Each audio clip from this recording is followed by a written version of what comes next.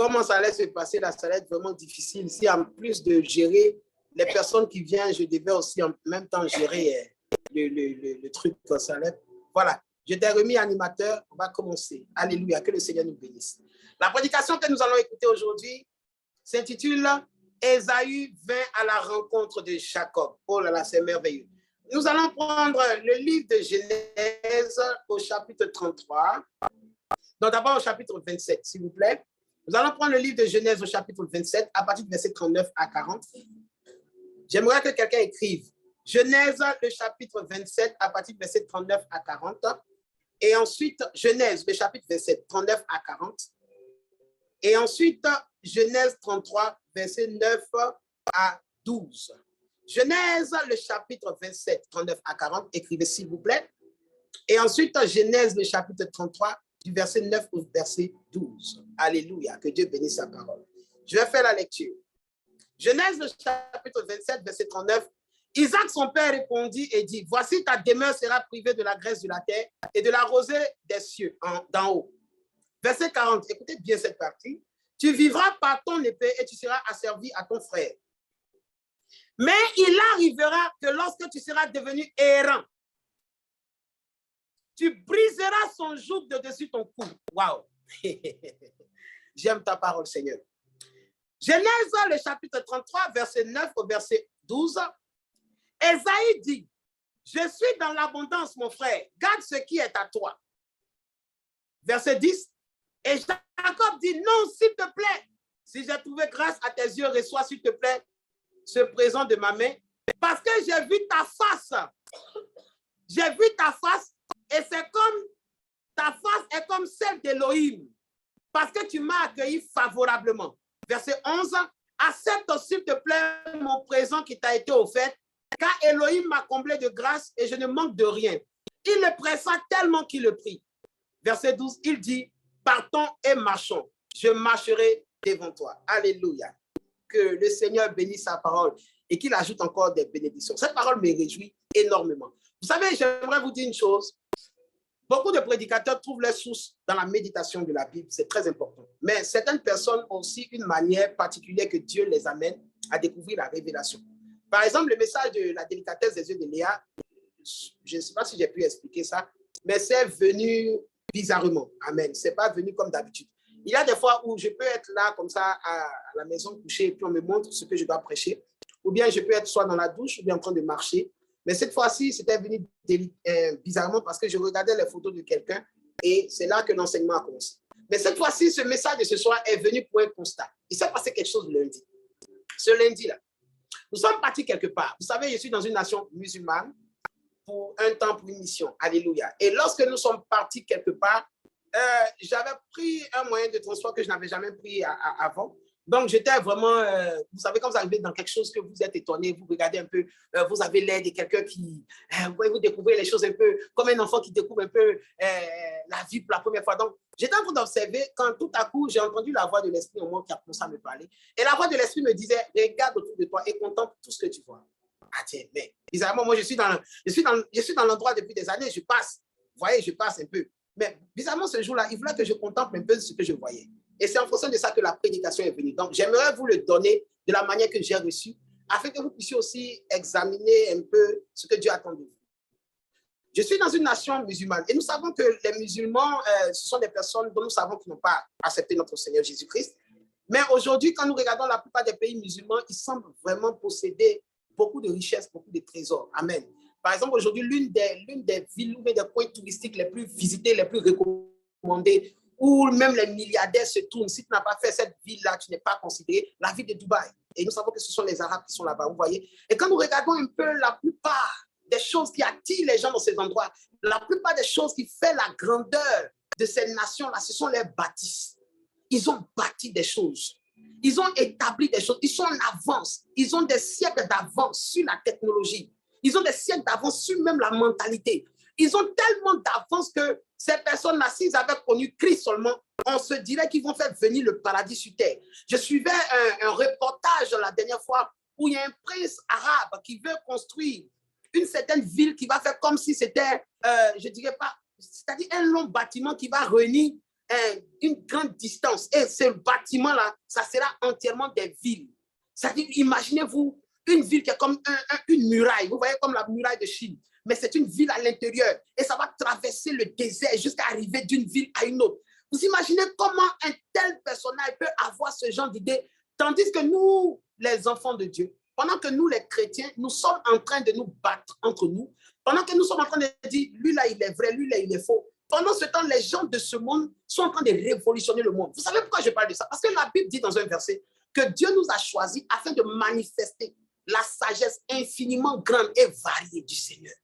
Ça veut dire que ce n'est pas que Dieu nous a appelés seulement pour guérir les malades, chasser les démons et tout ça. Mais nous avons aussi la responsabilité de montrer aux hommes de ce monde qu'il y a un Dieu qui a la connaissance tellement grande et tellement variée. Vous savez ce que le mot varié signifie? Le mot varié signifie qu'il n'est pas seulement limité à un domaine, mais il y a plusieurs domaines.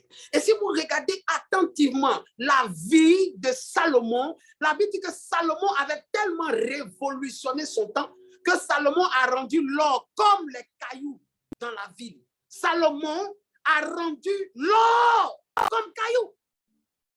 Parce que je crois que l'Esprit de Dieu est tellement excellent. Le Dieu qui a donné à Daniel l'Esprit supérieur est capable de nous donner un esprit tellement supérieur que nous n'allons pas seulement convertir par l'Évangile, mais nous allons convertir aussi par une grande sagesse infiniment variée venant du Saint-Esprit. Quand je vois des gens, après avoir échoué 3 fois un concours, ils disent que Dieu m'a appelé pour le servir. C'est des gens qui n'ont jamais rien connu de la pensée de Dieu. Dieu a-t-il besoin des échecs à des concours pour valoriser un appel? Dieu se glorifie-t-il de nos échecs ou Dieu se glorifiera aussi de nos réussites? Alléluia. Remarquons un peu cette histoire et plongeons-nous un peu à ce temps biblique. La Bible nous dit que Jacob, ayant obtenu la bénédiction de son père, il est parti. Parce que lorsque quelqu'un s'approche de vous, ce n'est pas forcément pour durer. Souvent, les gens s'approchent de vous par rapport à quelque chose que vous devez leur remettre. Et lorsque le mandat est fini, ils s'en vont. Et si tu es une personne qui aime t'attacher à des gens, alors que tu es appelé pour transmettre, ça sera un peu difficile pour toi. Souvent, nous aimons tellement la présence des gens que nous voulons les retenir à notre gré, alors que toute présence dans notre vie n'est pas forcément indéterminée. Il y a des choses que nous devons transmettre. Regardez un peu quand une femme met ses enfants au monde. Au début, c'est son bébé. Il est dans son ventre. Il sort. C'est son bébé. Son corps est pris d'amour. Mais cet amour qu'elle est en train de couvrir, ce bébé qu'elle est en train de couvrir, ce bébé est appelé à se marier. Ce bébé est appelé à quitter la maison et aller fonder sa famille. Si cette femme décide, non, j'ai trop souffert, je l'aime trop, je préfère l'aimer seule, et elle décide d'embrigader cet enfant, alors qu'est-ce qu'elle fait? Elle détruit toute une généalogie qui a commencé à se mettre en action. Et Isaac avait accepté sa condition.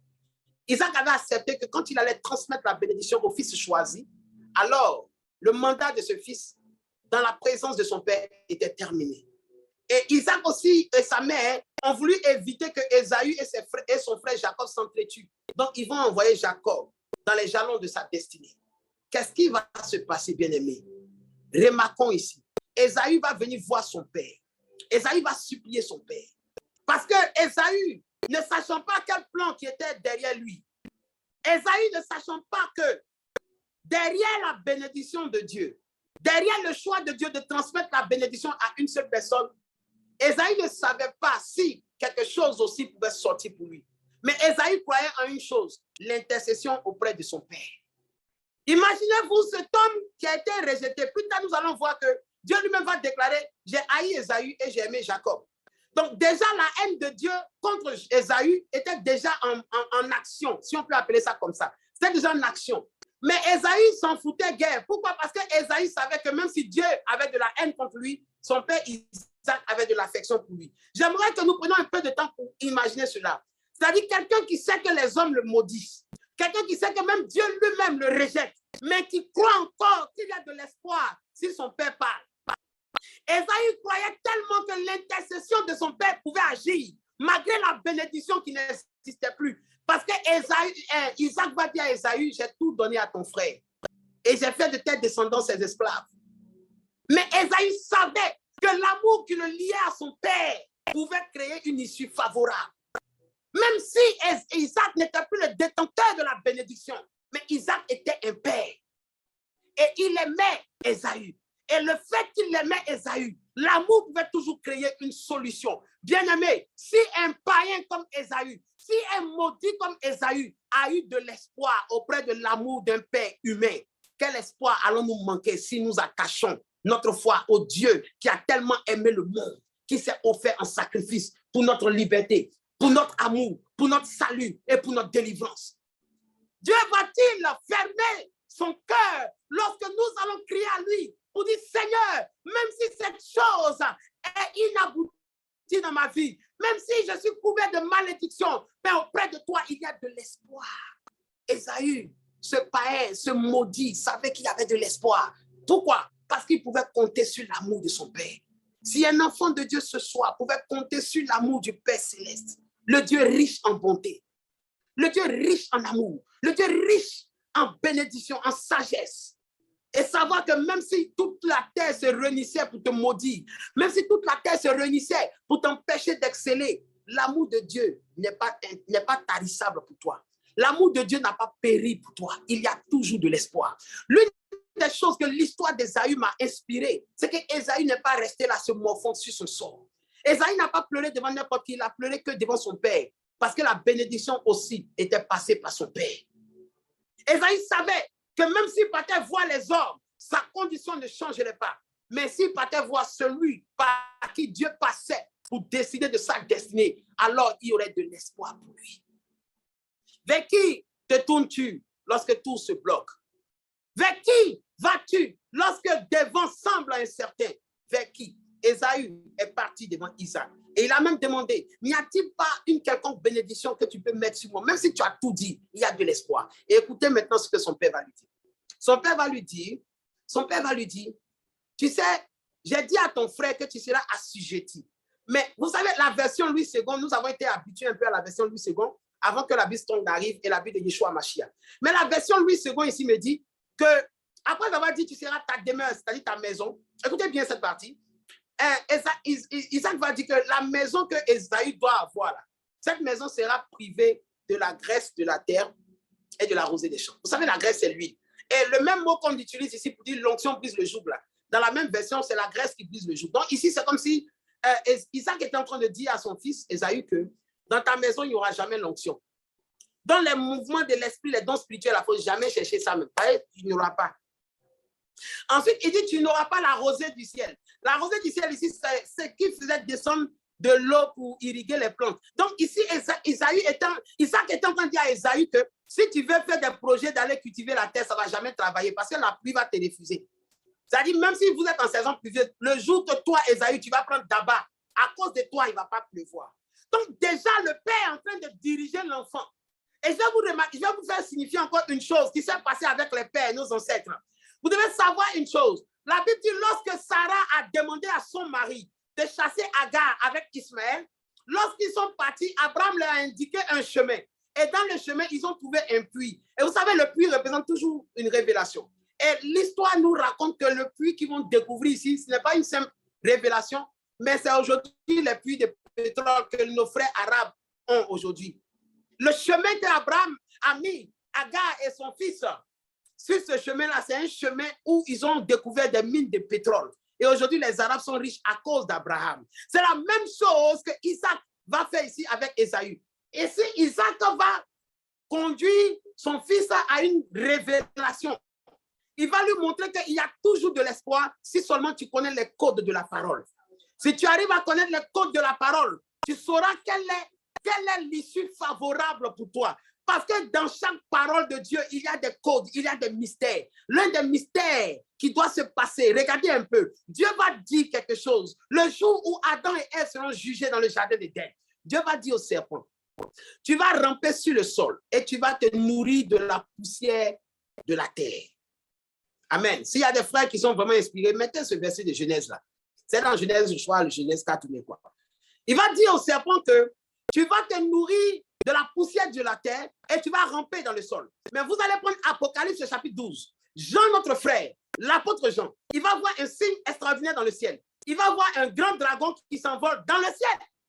Et on va te demander, mais Jean, qui est ce dragon? Il dit, ce dragon est le serpent ancien. Qui est ancien? C'est quel serpent ancien que la Bible a parlé? Nous remontons dans notre jeunesse. Et on voit que c'est le serpent que Dieu a dit, il doit ramper sur le sol. Mais comment se fait-il que quelqu'un que Dieu dit qu'il doit ramper sur le sol et qui doit se nourrir de la poussière de la terre? Comment se fait-il qu'en Apocalypse, il devient un dragon qui s'envole dans le ciel et au lieu de manger de la poussière, il cherche à manger l'enfant qui sortira du ventre de la femme? Mais bien aimé, regardez un peu le code de cette parole ici. Satan ne s'est pas assis là pour se lamenter, pour commencer à faire des funérailles et taper les saltos ici pour tomber, pour dire, ouh, je suis foutu. Satan a su qu'il y a un des codes dans la parole. Il a regardé l'un des premiers codes. Il dit ramper sous le sol. Ça veut dire quoi? Il doit se dissimuler. Ramper sur le sol n'est pas simplement le fait de marcher sur son ventre. Mais ramper sur le sol, c'est une manière de dire que s'il veut continuer à se déplacer, s'il veut se permettre à toujours agir librement, il doit le faire dans le secret. Donc, il a compris que derrière ramper sur le sol, il y a un secret pour dire que Dieu te donne l'occasion de continuer à faire tes choses, mais dans la discrétion. Ensuite, Dieu lui dit, tu vas manger la poussière de la terre. Il réfléchit et il voit que l'homme a été créé à partir de quoi? De la poussière du sol. Alors Satan dit, si je veux sortir de cette condition, je dois me nourrir de l'énergie vitale, c'est-à-dire le souffle que Dieu a mis dans l'homme. Alors, il a commencé à faire quoi? Il a commencé à annexer les hommes. Il a commencé à dominer les hommes. Il a commencé de façon séduisante. Il a commencé à séduire les hommes. Il a agi dans le secret. Regardez, dans Matthieu 4, quand il a apparu à notre Seigneur Jésus, qu'est-ce qu'il a fait? Il lui a présenté les royaumes qu'il a lui-même. Il dit quoi? Ces royaumes m'ont été donnés. Pourquoi? Parce qu'il a pris son temps dans le secret à fomenter des rébellions, à fomenter des choses et à se nourrir de l'énergie vitale des hommes. Et en Apocalypse chapitre 12, ce petit serpent a grossi, il a grandi et il a eu des ailes. Autrement dit, il a eu l'élévation. Parce que les ailes représentent l'élévation, la révélation. Lorsque vous lisez Ésaïe, le chapitre 6, vous allez voir ça. Lorsque Ésaïe voit les anges, ils ont 6 paires d'ailes. Et les ailes qu'ils prennent pour voler, c'est la révélation. Donc, il a eu des révélations sur les hommes qui l'ont permis de dominer les hommes et d'échapper à sa condition. C'est la même chose ici que Isaac va faire avec son fils. Pourquoi? Parce que l'amour que vous voyez, là, peut vous amener même à faire des choses folles. L'amour, la Bible dit que même quand Isaac est en train de bénir Jacob, il a senti l'odeur de Jacob. Il a senti, et Dieu merci, Jacob avait mis les vêtements d'Isaac. Il avait mis les poils d'animaux sur son bras. Et il a dit, la voix est celle de Jacob. Mais quand je sens l'odeur d'Ésaü, l'odeur d'Ésaü est comme l'odeur de chant que Dieu a béni. Donc, ça veut dire que l'amour que Isaac avait pour Ésaü était un amour qui venait vraiment de Dieu. C'est-à-dire qu'il t'aimait inconditionnellement. Et pourtant, lorsque sa femme Rebecca était enceinte, une prophétie avait déjà dit que le plus petit sera plus grand que l'aîné. Mais l'amour, arrivé à un moment, l'amour ne tient plus compte de ce que Dieu dit. C'est pourquoi j'ai pris le temps de vous expliquer pourquoi, quand Jacob a vu Rachel, l'amour qu'il a eu pour elle a fait qu'il n'a même pas considéré ou interrogé un tant soit peu la destinée que Dieu avait pour lui. Méfions-nous de ce que nous aimons, bien-aimés. Méfions-nous quand ce que nous aimons peut nous empêcher d'aimer véritablement Dieu. Et il dit, ta demeure sera privée de la graisse de la terre. Ne cherche pas l'onction sur la terre. Ne cherche pas aussi la faveur de la pluie. Non, toi, ta destinée là, ça sera un errant ça et là. Ouais, c'est la version de Louis II que je veux mettre ici un peu en relief. Il dit, tu vas errer ça et là. Pourquoi? Vous allez comprendre. Parce que pendant ce temps-là, où Jacob a fait 14 ans, en train d'avoir Rachel, pendant ce temps-là, Ésaü avait une idée fixe, comment sortir du joug de son frère. Si les chrétiens que nous sommes, nous pouvions imaginer un peu, prendre le temps un peu de réfléchir, comment sortir du joug que Satan met sur nous matin, midi, soir, que les œuvres de ce monde mettent sur nous matin, midi, soir, au lieu de faire comme Jacob, qui pendant ses 14 ans a préféré être esclave pour avoir quoi? La femme que lui veut. Pendant ce temps, la prophétie, aussi pitoyable que ça soit, la seule prophétie sur laquelle Ésaü pouvait s'appuyer dessus, lui demandait de faire quoi? D'errer ça et là, d'agiter l'épée. C'est-à-dire que pendant les 7 premières années où Jacob a cru avoir Rachel, mais qu'il a eu Léa, Ésaü a fait quoi? Ésaü a commencé à aller attaquer les gens. Parce qu'on dit errer, c'est qu'il doit prendre l'épée. Imaginez-vous, pendant 7 ans, vous êtes obligé d'aller dans des royaumes qui ne sont pas les vôtres. Vous êtes obligé d'aller tuer des gens parce que si jamais vous avez un projet d'agriculture, ça va échouer. Imaginez-vous, vous êtes obligé de vous lever parce que ta propre maison est maudite. Donc, tu es obligé de quitter la maison où tu es, c'est maudit. Tu dois aller conquérir des villes, tu dois aller conquérir des nations. Pendant ce temps-là, qu'est-ce que Jacob faisait? Jacob comptait les moutons. Jacob promenait les moutons de son beau-frère, de son beau-père, parce qu'il voulait avoir Rachel. Alléluia. Oh non, c'est glorieux. Pendant que les enfants de Dieu sont en train de jeûner, prier dans les camps de prière, des gens envoient les enfants dans les universités de luxe. Des gens sont en train de bâtir des sociétés. Des gens sont en train de posséder la terre. Or, la Bible dit, les élus posséderont la terre et les appelés y habiteront. Mais pendant ce temps, les élus sont en train de chercher femmes. Ils sont en train de se battre avec les moutons, les brebis. Pendant ce temps, ceux qui ne sont même pas élus sont en train de posséder la terre. Et il ne faut pas en voir parler de ça. On doit venir se clasher les uns les autres. Pendant ce temps, Ésaïe avait les yeux fixés sur ce que son père avait dit parce qu'il n'y avait pas de prophétie pour lui. Il n'y avait pas d'autre chose. Pour échapper au joug de son frère, il devait manifester quelque chose. Il devait errer ça et là. Et à force d'errer, il pourra briser le joug de son père, de son frère. Alors pendant les 7 ans, les 7 premières années, c'était des années de bataille, des années de combat, des années de lutte, où il doit aller affronter jour et nuit sa vie. Vous savez que les batailles à l'époque, ce n'était pas du jeu. Tu vas tomber dans un royaume. Lui, Ésaü, quelle force il avait? Il était un grand chasseur, mais ce n'était pas un soldat. Vous savez, souvent, lorsque la situation impose, lorsque les problèmes t'imposent une situation, lorsque des conditions s'apparentent à ta vie, des conditions auxquelles tu n'étais pas habitué, alors il faut des mesures drastiques. Il faut un renouvellement. Il faut un new reminding of your abilities. C'est-à-dire qu'il faut une nouvelle mentalité pour une nouvelle capacité. Parce que si jamais tu ne te lèves pas, personne ne se lèvera à ta place. Si jamais tu ne luttes pas, personne ne luttera à ta place. Si jamais tu ne décides pas d'affronter le combat, personne ne combattra à ta place. Et petit à petit, pendant ces 7 premières années où Jacob était en train de travailler dur pour avoir une femme qui l'aimait, pendant ce temps, quelqu'un d'autre était en train de batailler pour sortir du joug.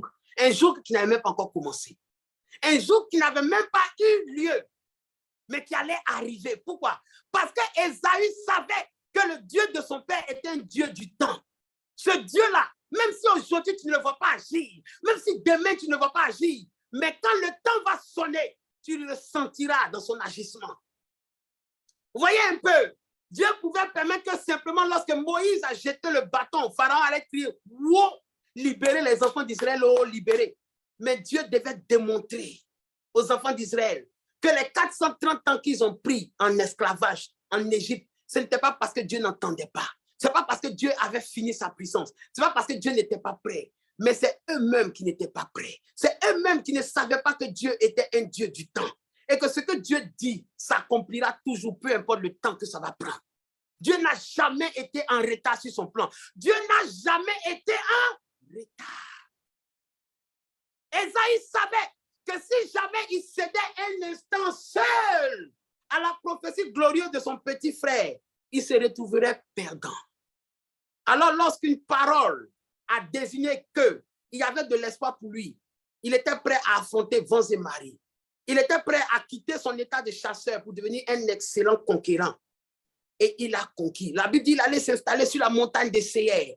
Et automatiquement, son nom a changé. De Ésaü, on l'appelait Édom. Édom qui veut dire rouge. Parce que la terre de Séir, la région qu'on appelait la région des Édomites, était une terre qui était un peu rouge. Ensuite, comme je vous ai dit, je vais vous parler un séjour du mystère du plat que Jacob avait préparé. Jacob a servi à son frère le plat de lentilles rouges. Donc, la couleur rouge s'apparentait beaucoup à Ésaü. Et la Bible dit que Ésaü était poilu. Donc, imaginez-vous un rouquin qui est poilu. Donc, déjà, il habite dans un endroit rouge, donc il est dans son élément. Donc, très souvent, même les choses mauvaises qui nous arrivent déterminent dans quel élément Dieu a voulu que nous soyons. Il était poilu, il était rouge, c'est une terre rouge.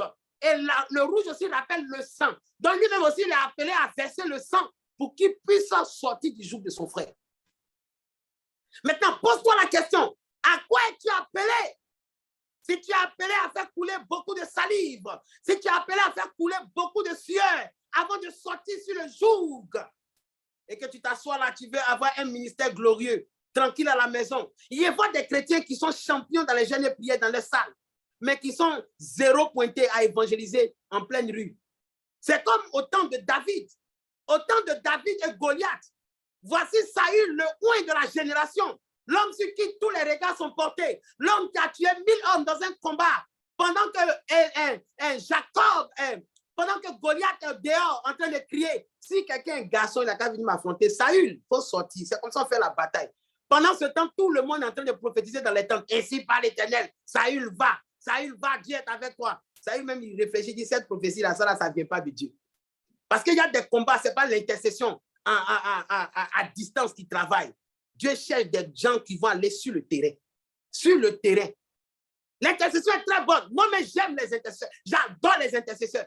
Mais arrivé un moment, tout n'est pas intercession. Jésus-Christ n'est pas resté dans le ciel pour intercéder. Il est venu. Il est mort. Et quand il a fini d'accomplir, il a envoyé le Saint-Esprit. Et maintenant, il s'est assis sur le trône pour devenir intercesseur. Je crois à un intercesseur qui a prouvé sa valeur sur le terrain.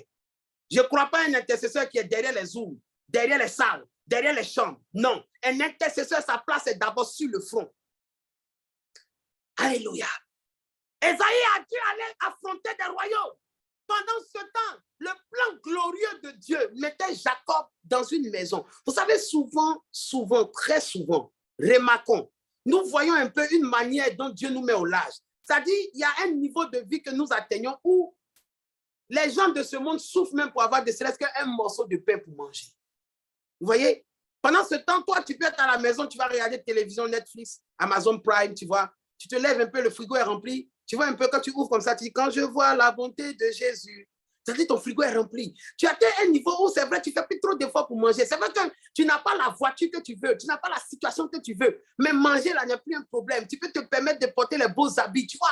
Tu peux te permettre simplement d'entrer dans un magasin et t'acheter au moins une bouteille de parfum à 100 €. C'est vrai, tu n'es pas riche, mais tu te suffis, tu vois. Tu n'es pas dans la promesse divine extra-potentielle. Non, mais tu as un petit niveau. Mais pendant ce temps, les gens de ce monde, les Ésaü, il faut les voir batailler.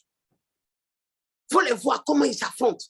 Souvent, tu vois des gens qui transpirent, qui sont obligés de vendre l'eau, qui sont obligés de sortir très tôt. Alors que toi, quand tu attrapes le sommeil, jusqu'à les anges viennent te demander pardon. Parce que tant que le crachat n'est pas sorti de ta bouche, tu ne libères pas le sommeil. Mais pendant que tu dors, tu te lèves, il y a toujours de la nourriture sur la table. Jacob était dans la maison de son oncle. C'est vrai, il était un esclave, mais il avait à manger. Il avait à manger. Il n'avait pas à prendre l'épée pour pouvoir se battre. Tout ce qu'il fallait pour qu'il ait sa Rachel, c'était de servir. Et vous savez, c'est tellement bien de servir quand il y a déjà. Vous voyez un peu, c'est comme les nouveaux chrétiens, les nouveaux fils spirituels que nous avons. C'est-à-dire, comme tu as déjà bâti un ministère, tu as déjà un niveau d'onction. Donc, quand ils te voient, oh le Père, oh le Padre, oh le Père. Mais c'est lorsque tu affrontes la bataille avec le Père, lorsqu'on humilie le Père devant toi, on te dit, ce Père-là, son ministère est caduc. Ce père-là, il a combien de fils? Il a combien de filles? Est-ce que sa vie est digne de l'évangile? Tu le vois être humilié sur le terrain. Tu le vois à cause de l'évangile. Il transpire, il ne se marie pas. On le chasse de maison en maison. Mais il reste fidèle à la parole. Il ne dénature pas la parole. Il n'ajoute pas un peu de sucre pour que son ministère soit tellement populaire qu'on lui envoie des billets d'avion, des visas des pays pour un évangile délué. Non, il reste fidèle à la saine doctrine. Et toi, tu restes aussi avec lui. Il ne te donne pas d'offrande. Il ne prophétise même pas sur toi. Mais quand tu regardes sa vie, quand tu regardes sa doctrine, tu es fier. Mais on veut des padres aujourd'hui qui ont des voitures, des villas. Des padres qui peuvent nous donner des prières ou quand on se lève matin, on a des révélations déjà. Or, la dureté, lorsque les temps sont durs, c'est là on voit qui est dur. Ouais, c'est dosé ce soir, bien-aimé. C'est vraiment dosé. Alléluia. Pendant que Jacob était en train de lutter pour savoir qui va avoir plus de moutons dans la maison de son oncle. Pendant ce temps, les 7 autres années qui vont se passer, la prophétie d'Ésaü n'est pas terminée. On lui a dit à force d'errer ça et là. Il a conquis des royaumes. Il a déplacé des maisons. Il a changé de demeure parce que sa propre demeure est maudite. Maintenant, il a fini de conquérir les royaumes. Il ne peut pas faire l'agriculture. Donc, qu'est-ce qu'il doit faire? Jacob et Ésaü va faire quoi? Ésaü va bâtir des villes. Et regardez, je vous ai parlé un peu, je suis dans une nation musulmane. Ce jour-là, Dieu me dit, regarde, je regarde les bâtiments, waouh, je te dis, tu imagines, mais cet homme-là, est-ce qu'il a le même cerveau que toi? Parce que quand toi, tu regardes ton cerveau, là, c'est, hey, est-ce que quand je vais rentrer tout à l'heure, là, est-ce que la nourriture sera prête? Attends, je vais appeler maman, il faut penser à préparer, je suis en route. Tu vois, tu as des pensées un peu qui te limitent un peu à tes désirs immédiats. Alors qu'un homme s'est assis pour construire un bâtiment qui peut résister pendant des temps. Vous allez voir plus tard dans la suite des temps, lorsque les enfants d'Israël, après 430 ans et 40 ans encore plus, vont revenir du désert, de l'Égypte au désert. Et quand ils vont rentrer à Canaan, ils vont trouver ces bâtiments que leurs ancêtres, Ésaü, avait bâti. My God. Imaginez-vous quelqu'un capable de bâtir quelque chose qui va résister pendant des siècles. Pendant que nous-mêmes, notre propre vie ne peut même pas résister pendant 1 minute, 2 minutes. Ton témoignage même, ton témoignage de foi que tu as prêché la dernière fois, on t'a écouté. Peut-être dans un Zoom ou peut-être dans un culte, tu as dit, les frères, les bien-aimés, vraiment, ayez foi en Dieu. J'avais tel problème, Dieu a fait le miracle. Amen. Attends, 2 semaines passent. Un autre problème plus extraordinaire, plus grand arrive.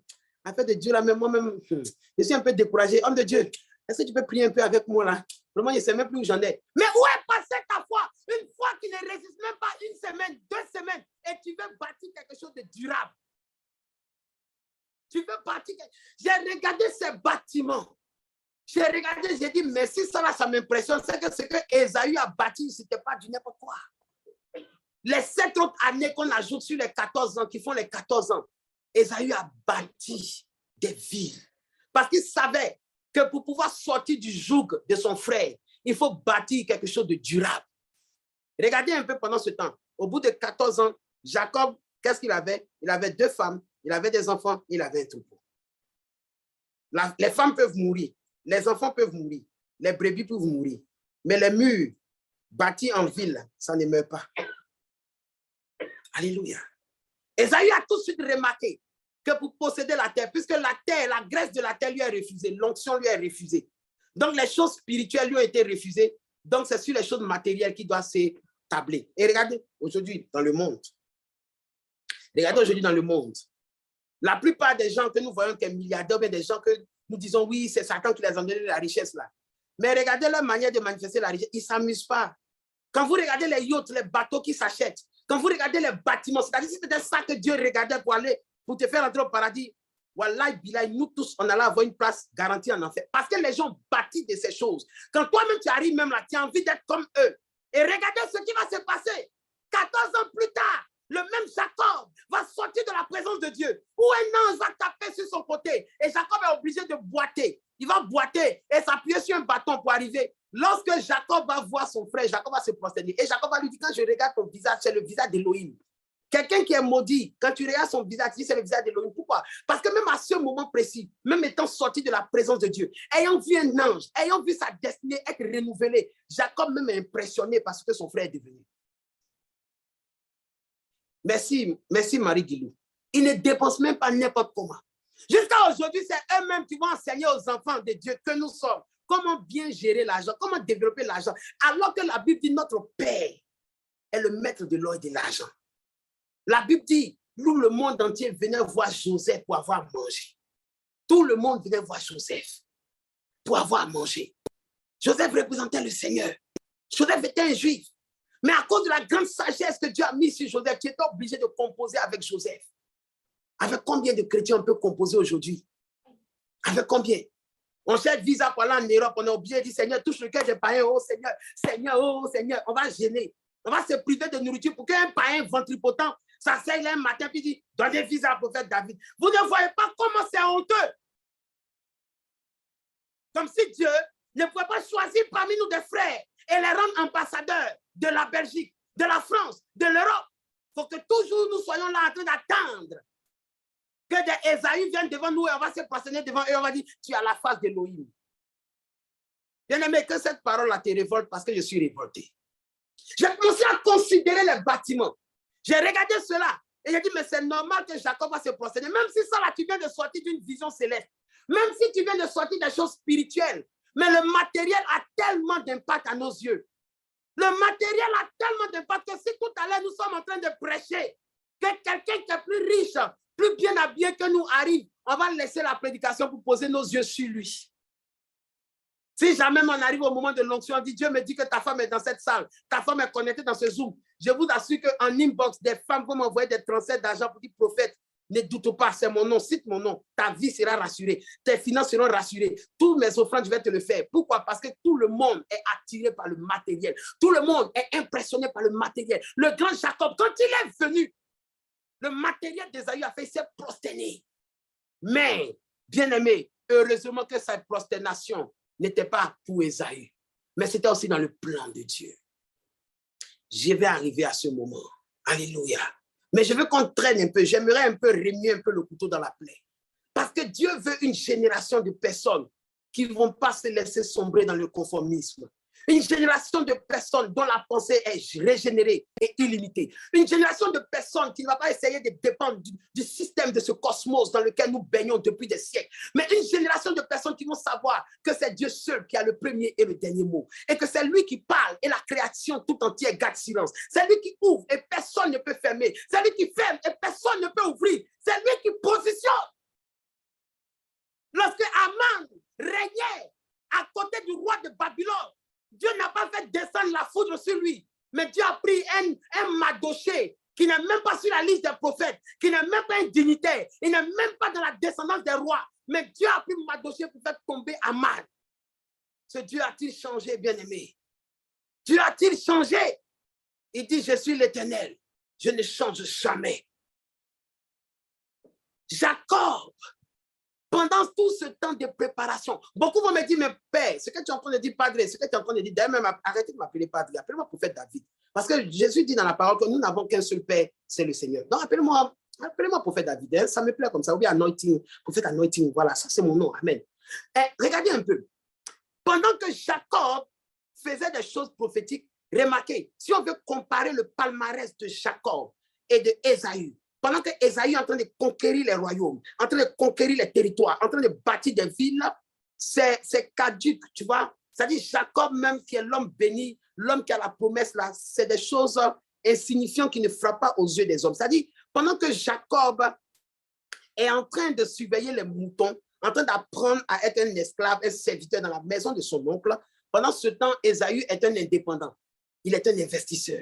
Vous voyez, même Judas Iscariote, lorsqu'il a trahi Jésus, l'argent, là, il a pris pour aller investir dans un champ. Donc, c'est un entrepreneur, tu vois. Pendant ce temps, imagine-toi, tu as ton fils, tu as mis au monde un enfant. Et au moment où il doit aller à l'université dans une grande école, il te dit non, moi, je vais aller un peu au village, je vais apprendre un peu comment on suivait les moutons, comment on fait l'élevage de poulets. Mais tu vas regarder le fils, mais tu vas dire, mon fils, tu es perdu. Mon fils, s'il te plaît, ressaisis-toi. Mon fils, qu'est-ce que tu veux? Pendant que tes frères sont en train de faire les études en architecture, hein, ils sont en train de chercher des doctorats en médecine. Et toi, tu vas aller apprendre comment donner de l'eau au poulet. Fils, ressaisis-toi. Tu vas l'envoyer à l'église. Prophète David, fais sa délivrance. Il y a un esprit de retard qui est en train de venir. Ce n'est pas un esprit de retard. Tu ne comprends pas le système. Tu ne comprends pas le code. Tu ne comprends pas le symbolisme. Pendant que Jacob était en train de travailler les 14 ans pour avoir les deux épouses, parce qu'il voulait une épouse, mais je vous ai dit que la responsabilité prophétique lui incombait une autre épouse qui était Léa. Mais pendant qu'il a eu Léa et qu'il a eu les fils de l'alliance, pendant ce temps, Ésaü avait réussi à sortir de son joug. Ésaü avait réussi à conquérir la terre. Il s'était fait une place.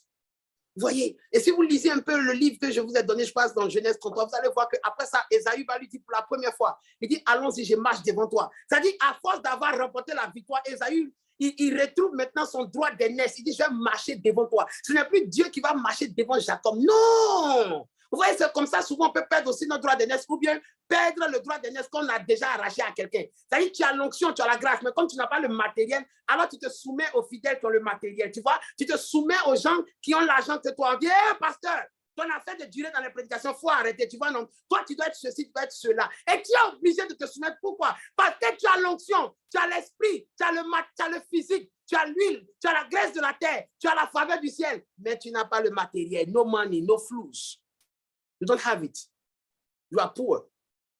Et la Bible dit que la parole du pauvre, les pensées du pauvre sont méprisables. Jacob a dû se prosterner. Il ne connaissait pas la suite, mais il s'est prosterné devant lui. Il dit, je tremble parce que tu m'as accueilli favorablement. Parce qu'à ce moment où ils sont les soldats qui sont tous des Jacob là, eux, ils ne connaissent pas l'onction. Eux, ils ne connaissent pas la grâce du ciel. Vous voyez un peu. Vous voyez un peu l'amour de Rachel, ce que ça a créé. Vous voyez un peu. Quelqu'un va me dire, mais pourquoi tu dis ça? Avançons, s'il vous plaît. Vous allez comprendre. Parce que quand Dieu fait quelque chose, aujourd'hui, tu ne comprends pas. Mais si ça vient de Dieu, sois patient. Quelqu'un qui a la vie éternelle n'est jamais pressé parce qu'il est patient. Il a la vie éternelle. On a la vie éternelle en Jésus. Ne soyons pas pressés, soyons patients. Tout ce qui est caché sera dévoilé. Tout ce qui est cru aujourd'hui sera découvert. Restez tranquille. La Bible dit qu'avant d'aller à la rencontre d'Ésaü, Jacob va se prosterner 7 fois. Suivez bien, bien-aimés. Ésaü va venir à la rencontre de son frère. Son frère lui a fait quelque chose. Et vous allez remarquer que Ésaü, vous savez, il y a un niveau que l'argent fait. Il y a un niveau que l'aisance fait. Il y a un niveau que l'abondance fait. L'abondance, quand tu le touches là, toi seul, tu deviens miséricordieux. Je t'assure. Actuellement, tous les jours, tu es là. Il m'a fait ceci. Il dit, il m'a fait cela. On était ensemble. On a bâti notre foyer ensemble. J'ai dit, j'ai souffert pour lui. Tu es en train de parler là. Tu n'as pas encore eu garçon plus mieux que lui. C'est quoi tu parles? Non, on a bâti ce ministère. C'est parce que où tu es là, tu n'as rien. C'est quoi tu cries? Mais quand tu as perdu 10 millions aujourd'hui, 20 millions aujourd'hui, et demain tu gagnes 200 millions, 300 millions, quand tu vois celui-là qui t'appelait, tu me dis, oh mon petit, on disait, oh, laisse ça, c'est les petits trucs du passé. Pourquoi? Parce que l'abondance essuie beaucoup les larmes. C'est pourquoi quand Jésus partait, Jésus dit, je vous donnerai le consolateur. Il n'a pas dit, je vous donnerai une consolation. Il dit, je vous donnerai le consolateur. Parce que quand tu perds quelque chose, il y a deux choses qui peuvent te rassurer ou te consoler. Soit on te donne quelque chose qui a la même valeur que ce que tu as perdu, soit on te donne quelque chose qui est plus grand. Donc, quand tu perds une grande grâce, soit on te donne une même grâce, soit on doit te donner une grâce plus grande pour que tu sois consolé. Donc, quand le Saint-Esprit, appelé consolateur, doit se révéler dans ta vie, il ne peut pas te donner quelque chose qui ne te console pas. C'est-à-dire, depuis que tu as le Saint-Esprit, c'est là même ta vie de prière même est bizarre. Tu ne comprends rien. Ce n'est pas le Saint-Esprit, c'est la Sainte Comédie. Ce n'est pas le Saint-Esprit. Le Saint-Esprit consolateur doit te donner quelque chose qui est semblable à Jésus ou bien plus grand. We are talking later. Avançons. Donc, la Bible va dire que Jacob, quand il revient maintenant, il va passer la nuit, on va changer sa destinée, tout. Et sur la route, il va se prosterner 7 fois. Et Ésaü vient à la rencontre de Jacob maintenant. Pendant 14 ans, lui, il n'a pas oublié. Vous savez, quand tu fais du mal à quelqu'un, quand c'est toi qui lui as fait du mal, là, toi, tu peux oublier vite. Mais celui à qui le mal a été fait, il ne peut pas oublier. Quand les frères de Joseph, 14 ans plus tard, sont venus devant lui, ils ont pensé que, ah, ça là, le mal qu'on lui a fait là, il ne peut pas oublier. Donc, eux tous étaient paniqués. Oh, Joseph avait oublié. Joseph avait compris que souvent, pour devenir quelqu'un, il faut apprendre d'abord à perdre ce que tu étais. Ésaïe avait compris que sur la bataille de la destinée, sur la route de se construire, il y a une montagne sur le chemin de quelqu'un qui pense que sa vie doit être semée de montagnes. Mais quelqu'un qui sait s'appuyer sur les montagnes, il bénira la montagne qui s'offre à lui sur le chemin. Ésaïe savait que pour qu'il devienne grand, il fallait qu'il affronte la grandeur. Il fallait qu'il soit capable d'affronter les épreuves que personne d'autre ne peut affronter. Car c'est ce qui fera de lui un grand. C'est ce qui fera sortir de ce jour qui a été mis sur lui par la bénédiction. Il savait ça. Et lorsqu'il a atteint tout son palmarès, lorsqu'il a atteint tous ses objectifs, comme un jour bien-aimé, où tu vas atteindre tes objectifs, le miracle que tu veux faire dans ton ministère, tu vas être capable de faire. L'argent que tu n'as jamais espéré, goûter, bouffer, utiliser, tu vas le faire. Quand cet état arrivera, vas-tu vraiment oublier l'offense qu'on t'a fait? Vas-tu oublier toutes ces fois où on a marginalisé tes prophéties, toutes ces fois où on a dit que tes enseignements sont faux, toutes les fois où les gens vont intervenir pour dire, vous dites quoi? Vous parlez de qui ça? Cette soeur-là? Cet envoyé de maman là, tu es sûr que tu n'as pas fait un direct. Vous savez, les gens critiquent la pierre qui a été rejetée par les bâtisseurs. Quand elle devient grande, quand elle devient la principale de l'angle, tout le monde est jaloux. Ou bien vas-tu rester stay quiet? Est-ce que tu vas rester tranquille? Est-ce que Moïse a dit aux magiciens, les gars, c'est moi, Dieu a dit de jeter le bâton, laissez ça, hein? Laissez, c'est un peu. Quand je vais partir là, vous allez continuer. Ou bien, Moïse n'a rien dit et il a continué son ministère. Ésaü a dit, laisse ça. Viens, mon frère. Mais la Bible dit, quand il est venu avec des soldats. Et vous savez, c'est bizarre. Parce que la même scène va se répéter plus de 400 combien d'années plus tard. Lorsque Israël sort de l'Égypte, Israël va rencontrer les descendants d'Ésaü, Amalek. Et Amalek aussi va aller à la rencontre d'Israël. Vous savez le fameux combat où, lorsque Moïse a ses bras levés, et Israël gagne. Et puis quand ses bras sont abaissés, Israël perd. C'était les descendants d'Ésaü. Et la plupart des descendants d'Ésaü ont fait la guerre continuellement aux enfants d'Israël. À cause de quoi? À cause de la prophétie. La prophétie dit le plus petit sera plus grand que le plus grand. Vous voyez, il y a des combats aujourd'hui que tu penses que ça va s'arrêter, mais ça ne va pas s'arrêter. Ça va juste changer de forme. Alors que nous ne sommes pas devenus chrétiens pour nous donner la pérule. Nous sommes venus parce qu'il y a une guerre. Et la guerre a commencé depuis le jardin d'Éden, où la prophétie dit la postérité de la femme va écraser celle du serpent. Et la guerre continue. Mais vous savez, dans cette guerre, les préparations ne sont pas les mêmes. Dans cette guerre, une postérité se prépare avec le spirituel et une autre postérité se prépare avec le matériel. La postérité d'Ésaü, les Édomites, lorsqu'ils ont bâti des villes, lorsqu'ils ont construit, la Bible dit que Dieu a demandé aux enfants d'Israël de faire quoi? De tout raser sur le territoire. Vous voyez un peu, quand vous regardez un peu aujourd'hui, tout le pouvoir que les gens ont dans ce monde, et quand vous savez que dans peu de temps, cela va disparaître parce que vous avez le ciel qui n'ont pas. Vous avez le règne qui vient. Vous avez le pouvoir absolu. Vous avez la capacité de renverser les forteresses des pensées. On peut tuer votre corps. On peut tuer vos efforts. Mais on ne pourra jamais arrêter l'esprit qui œuvre en vous. L'esprit qui agit en vous. L'esprit qui vous fait dominer ce monde. Mais si vous vous laissez dominer parce que le monde vous montre, vous ferez comme Jacob. Il s'est prosterné et il a dit à son frère qui a été maudit là, il dit ton visage est comme le visage d'Élohim. Vous voyez, souvent c'est très bizarre de voir à quel point même quelqu'un que tu n'as même pas pensé qu'il va te dépasser. Quelqu'un que tu n'as même pas pensé qu'il va réussir avant toi. Quand il réussit là, tu as envie même de devenir son esclave sans qu'il te demande. C'est-à-dire toi-même quand tu le vois, tu lui donnes du respect. Pourquoi?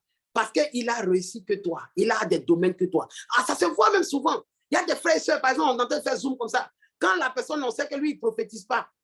Il ne prophétise pas. Quand on prie, il ne prophétise pas. Quand on prie, il n'est jamais tombé en transe, il n'a jamais parlé. Le jour en plein direct comme ça, il prie, prophétise, parle en langue comme ça. Ou on dirait que c'est son anniversaire. Il a dit ce jour-là, le culte va durer ou le culte va durer. Le culte va durer. Et à ce moment précis, tu ne peux pas lui donner conseil pour lui dire en inbox, frère, l'Esprit de Dieu est soumis au prophète. Non, si tu lui as dit ça, c'est-à-dire que tu es contre même son ministère. Tu es contre même son onction. Pourquoi? Parce que tellement le m'as-tu vu arrive lorsque nous atteignons notre objectif. Quand notre objectif arrive, on commence à devenir comme un peu comme Dieu, miséricordieux. Ésaü a devenu miséricordieux, mais Ésaü n'avait pas oublié. La descendance d'Ésaü n'avait pas oublié. Et vous savez ce qui est encore plus choquant dedans? C'est que plus tard, un des descendants d'Ésaü, vous savez les gens d'Édom là, plus tard, Édom, le nom Édom a été transformé en Iduméen.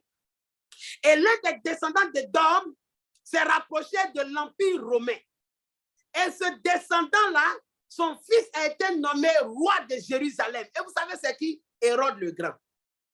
Donc Hérode, qui s'est opposé à Jésus-Christ depuis sa naissance, est un descendant de qui? D'Ésaü. Et notre Seigneur Jésus est un descendant de Jacob. Et vous voyez que la prophétie qui disait que le plus petit sera plus grand que l'aîné, ça parlait aussi de Jésus, qui sera le descendant de Jacob, le plus grand face à un roi mortel, Hérode, qui vient de l'Empire romain. Donc, ça veut dire qu'on pouvait analyser un peu comment le parcours de Jacob allait être bizarre.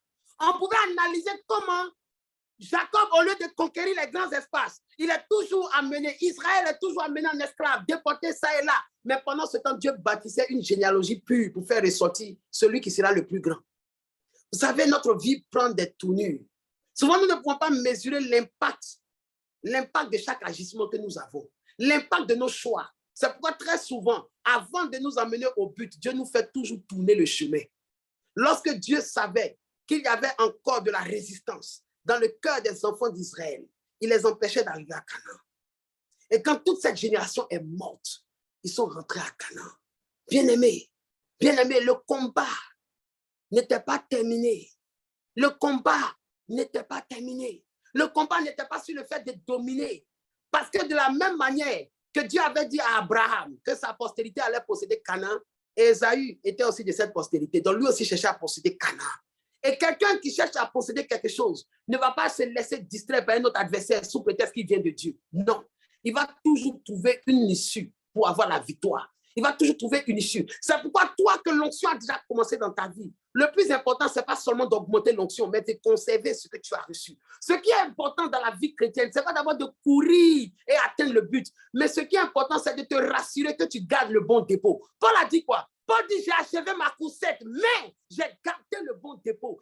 Est-ce que la fraîcheur que tu avais depuis le premier jour, la manière dont tu inspirais les gens dans l'œuvre de Dieu, de la manière qu'on peut t'approcher, la simplicité de ton cœur, est-ce que cela demeure toujours, même quand tu portes les costumes très chers, même quand tes prophéties te font entrer dans les palais, même quand, au lieu de marcher et de courir derrière les mini-taxis, les mini-bacas, le métro, le tram, maintenant tu as ta propre voiture climatisée, te souffle. Est-ce que tu es toujours aussi accessible? Est-ce que tu es toujours ce frère, cette sœur qui inspire toujours la vie chrétienne avec simplicité et modestie? Ou bien chaque fois que Dieu t'élève, un orgueil sort? Dieu savait que Jacob, dans sa destinée, dans sa descendance, ce qu'il avait eu, il y avait des tares. Il y avait des choses qui n'allaient pas. Il y avait des choses qu'avec le temps, ça allait se travailler. Mais regardez la destinée d'Ésaü, tout sortait glorieusement. Vous allez voir les enfants d'Ésaü. C'était des conquérants, des gens qui ont bâti des royaumes. Jusqu'après, ils ont fait des enfants avec des géants, des anakim, tout ça. Vous voyez, pour posséder la terre. Parce que la Bible dit qu'il y a des gens, leur gloire est manifeste, mais il y a d'autres, c'est avec le temps. Mais souvenez-vous d'une chose. L'un des métals les plus précieux sur la terre, qui est l'or. L'or, il faut prendre du temps pour faire déterrer l'or. Et quand tu finis de déterrer l'or, ce n'est pas encore fini. Il faut le nettoyer. Et après, tu vas le mettre dans le feu pour enlever les scories qui sont attachées dessus. Ensuite encore, il faut le battre pour enlever toutes les impuretés qui sont là. Et tu le remets encore dans le feu jusqu'à ce qu'il change de forme, il devient liquide. Et c'est à ce moment que sa valeur sort. Et quand tu lui donnes une forme d'un bijou ou la forme d'un lingot, il prend tout son éclat. Et le meilleur or, l'or le plus précieux, c'est l'or qui brille. C'est la même chose. Le véritable chrétien, le véritable enfant de Dieu, le disciple accompli, c'est celui dont les épreuves ont forgé. C'est celui dont les micmacs, les blessures, vous voyez les persécutions, vous voyez les tromperies, les humiliations ont construit. Mais dans cette génération, le vrai chrétien, c'est celui qui est tout le temps brillant. Le vrai chrétien, c'est celui-là même qui n'a pas de combat. Parce que dès qu'une difficulté arrive, Dieu l'exauce. Mais regardez un peu Jésus, qui devait être dans la postérité de Jacob. C'est-à-dire que lorsque Jacob et Ésaü se battaient dans le ventre, c'était Jésus qui se battait contre Satan dans le ventre. C'était Jésus qui était en train de se battre contre Hérode dans le ventre. C'était ça qui se battait. Cette même bataille s'est passée dans le ventre, n'est-ce pas? Et la Bible dit que Ésaü a fui. Quand il fuyait, il est sorti premier, il a fui. Pourquoi? Parce que Hérode a fui devant la puissance du Dieu Tout-Puissant. Il a fui, il n'a pas tenu. Et les démons ont fui devant la gloire de Jésus-Christ. Pour ça, sur le bois du calvaire. Alléluia. Maintenant, nous sommes dans une génération où un vrai leader, c'est celui qui n'échoue pas. Si jamais je donne 3 prophéties ce soir et que ces prophéties tapent poteau comme on le dit, vous allez voir que le prochain direct peut-être n'a pas atteint 20. Pourquoi? Parce qu'un vrai prophète est reconnu aujourd'hui quand sa prophétie ne dit pas. Mais regardez le temps. Imaginez-vous ce prophète-là. Ce n'est même pas lorsque Ésaü, Jacob est devenu grand que la prophétie s'est accomplie. Mais cette prophétie s'est accomplie quand Jésus de Nazareth, le roi des rois, parce qu'il n'y a pas de plus grand que lui. Quand lui, le roi des rois, a affirmé sa grandeur devant Hérode, c'est là que cette prophétie, que 2 nations se battent dans ton ventre, et le plus petit et le plus grand sera assujetti au plus petit. C'est là que cette prophétie-là s'accomplit. Imaginez le temps que ça a pris. Lorsque Israël sort d'Égypte, Ésaü vient à sa rencontre. Le même Ésaü, mais à travers sa descendance. Pourquoi? Parce qu'ils savent que même si les générations passent, les combats ne passent pas. Les combats continuent. Il y a des problèmes que nous sommes venus trouver sur la terre. Et quand nous allons partir, ces problèmes existeront toujours. Mais nous sommes venus remporter une bataille. Nous sommes venus remporter la bataille de notre génération. Il y a dans notre génération quelque chose que Dieu veut accomplir. Il y a dans notre génération des choses que les yeux n'ont point vues, que les oreilles n'ont point entendues. Regardez un peu. Nous sommes dans une génération où nous savons que Dieu donne des paroles de connaissance. Nous sommes dans une génération où nous savons que Dieu peut faire marcher un paralytique. Dieu a déjà fait pousser les yeux, pousser les pieds, des estropiés, les bras, les manchots. Mais qu'est-ce qui n'a jamais été fait? C'est ça que nous devons rechercher. Des choses n'ont jamais été faites. C'est ce que nous sommes venus. Nous sommes venus pour vaincre. Nous sommes venus pour renverser les Goliaths. Regardez un peu. Avant David, il y avait eu des géants. Mais Dieu s'est arrangé à ce qu'au temps de David, il n'y a qu'un seul géant d'abord qui vient se présenter à Israël. Et ce géant-là qui était Goliath. Et quand vous allez encore aller dans la généalogie, vous allez voir que ça, c'est pour les pères, mais on va parler de ça. Amen. Vous allez voir que, par exemple, que Goliath vient d'une ville, la ville de Gath, la ville des Philistins. Or, les Philistins sont les descendants des Égyptiens. Alléluia. Et David est un descendant, d'où ça? J'ai parlé de ça, de Judas. David est descendant de Judas. Donc, si vous voulez bien regarder, vous savez que l'Égypte a toujours été collée aussi aux enfants d'Israël. Agar, qui a été la première à avoir donné naissance à un fils d'Abraham, est de l'Égypte. Donc, c'est comme deux cousins qui viennent s'affronter. Goliath, qui est un descendant des Égyptiens, qui vient affronter David, qui est le descendant direct de Jacob. Et les deux viennent s'affronter. Et c'est toujours comme ça. Des palabres de descendance. C'est des sangs qui s'affrontent. C'est des généalogies qui s'affrontent. C'est des batailles que nous sommes venus trouver. Et nous avons le sang de Jésus-Christ. Et quand tu as le sang de Jésus-Christ, tous ceux qui combattent le sang de Jésus-Christ vont te combattre. Mais la Bible dit, ne craignez pas ceux qui combattent contre vous. Car ce qui est en vous est plus grand que ce qui est en eux. La Bible dit, ne craignez pas, ce qui est en vous a déjà vaincu le monde. Peux-tu réaliser un peu l'impact de cet enseignement? Ésaü viendra toujours à la rencontre de Jacob. Si tu as le sang de Jacob, tu as aujourd'hui le sang de Jésus, il y aura toujours un Ésaü pour te montrer que c'est toi qui as vite couru, mais actuellement il est trop en avance. Il y aura toujours des gens qui viendront te montrer que toi, pendant que tes prières ne s'accomplissent pas, eux, ils sont en train de vivre leur best life.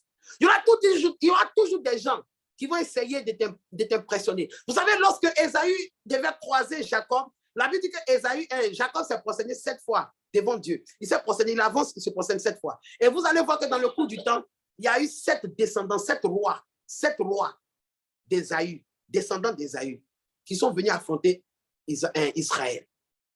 Et pendant que ces 7 descendants-là sont venus affronter Israël, Dieu que Jacob adorait pendant ce temps-là, là où il se prosternait, là, Dieu leur a donné la victoire. Et vous savez une chose que vous devez remarquer, nous avons un Dieu, la Bible dit qu'il parle dès le matin. Il ne parle pas quand la chose arrive. Dieu savait ce qui allait se passer. C'est pourquoi dans le combat, quand l'ange est venu, quand l'ange a cassé le côté de Jacob et qu'il était obligé de boiter, Jacob s'est appuyé sur un bâton. Remarquez, il s'est appuyé sur un bâton. Et le bâton, c'était Christ. Ce qui voulait dire, tu voyais son nom, par exemple, on dit, tu vas t'appeler Israël, c'est-à-dire celui qui a lutté avec Dieu. Avec Dieu, ici, ça ne veut pas dire la lutter contre Dieu. Ici, c'est le mot pour soutien.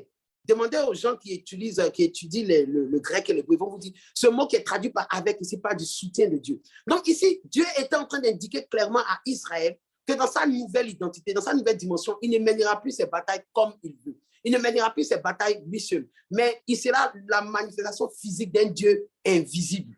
Il y aura un Dieu, un bâton derrière lui. Et Jacob, en sortant de cette présence, s'appuyait sur ce bâton. Maintenant, qu'est-ce qui va se passer? Lorsque Israël va sortir d'Égypte et que Amalek va venir, la Bible dit, lorsque Moïse, ses mains sont levées vers le ciel et que Aaron et Hur soutiennent, Josué, qui est à la tête de l'armée, est en train de vaincre la bataille. Et vous savez que Josué, en hébreu, c'est Yoshua. Et c'est à peu près le même préfixe de nom que Yeshua à Mashiach. Donc, ce bâton sur lequel Jacob s'appuyait pour marcher là, c'était d'abord Josué dans la suite des temps. Et plus tard, c'était le Mashiach Yeshua, Jésus-Christ de Nazareth. Parce que c'est sur ce bâton que Dieu allait s'appuyer pour remporter la bataille de Jacob et d'Israël.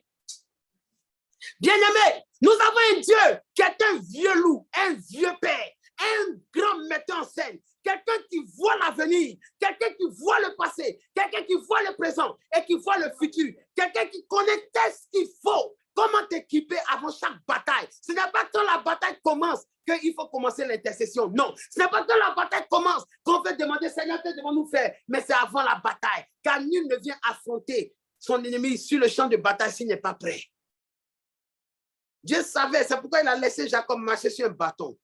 Et il indiquait comme ça, chaque fois que Israël va boiter, il y aura toujours un bâton, il y aura un Josué, il y aura un Yeshua à Mashiach. Pour chaque génération, pour chaque sang de Jacob, pour chaque sang de Jésus qui va affronter n'importe quelle bataille, il y aura un bâton, le Saint-Esprit. David dit, quand je marche dans la vallée de l'ombre de la mort, je ne crains aucun mal, car ta houlette et ton bâton me rassurent. Let the name of the Lord be praised. Alléluia. Compte sur ton Dieu. Il est puissant dans l'assemblée. Compte sur ton Dieu. Dieu est terrible dans la bataille. Alléluia. Wow, quand j'entends cet enseignement, je me sens plus. J'ai envie d'ouvrir la fenêtre et puis crier, oh, vous les frères musulmans, vous êtes dans le faux. Mais je sais que ça là, c'est pas encore commandé par Dieu. Alléluia. Parce que Dieu savait. Il savait que s'il ne changeait pas la destinée, l'identité de Jacob, Jacob allait carrément se laisser convaincre. Vous savez, vous pouvez être le fils d'un milliardaire. Mais si vous ignorez vos droits, vous êtes pire qu'un esclave. Alléluia. Si vous ignorez que votre Père, qui est le Père des Lumières, le Dieu des esprits des prophètes, le Dieu qui n'a jamais échoué, imaginez-vous depuis le commencement du monde, depuis le premier jour de ce monde, jusqu'à aujourd'hui, en aucun moment Dieu a échoué. Pourquoi va-t-il échouer dans votre vie? Pourquoi va-t-il échouer? Pourquoi va-t-il échouer? Il savait quelle bataille la descendance d'Ésaü allait faire. Je vous assure, quand j'ai fait cette recherche et que j'ai vu que même la descendance d'Ésaü s'est retrouvée dans Hérode. Et Hérode a préféré tuer les enfants de Jacob parce qu'il voulait empêcher cette prophétie de se réaliser. Hérode, qui est un descendant d'Ésaü, a fait tuer les enfants de Jacob parce qu'il pensait qu'en les tuant, il arrêtait la prophétie. Comme Satan qui pensait qu'en crucifiant Jésus, il arrêtait le salut de l'humanité. Il allait attirer la colère divine sur toute l'espèce humaine. Mais au lieu de la colère divine, il a fait pleuvoir la miséricorde divine. Il a fait descendre la grâce extravagante, la grâce sans mesure. Ceux qui sont en train de bâtir, ce que tes ennemis sont en train de te montrer chaque jour, ce sur quoi ils sont en train de se pavaner, c'est les choses qui vont t'appartenir. Les choses sur lesquelles les gens s'appuient. Regardez avant, est-ce qu'on avait l'apanage de l'Internet? Est-ce qu'avant, on pouvait se permettre d'avoir des téléphones?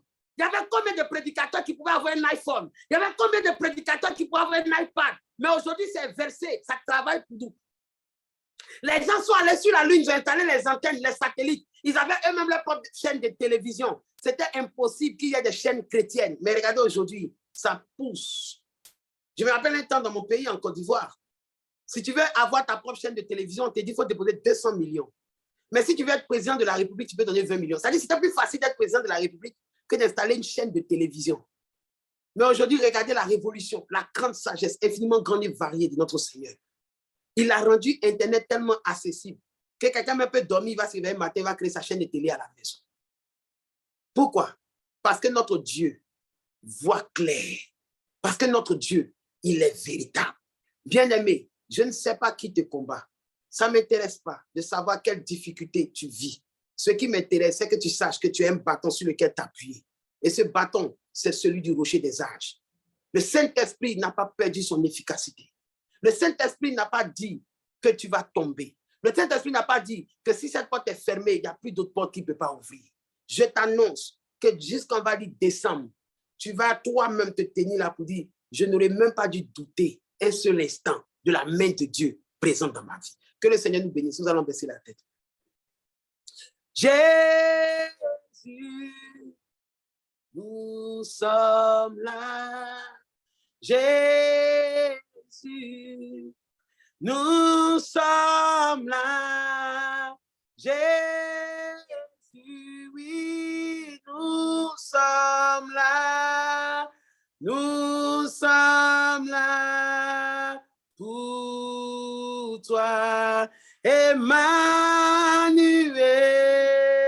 nous sommes là. Agneau immolé, nous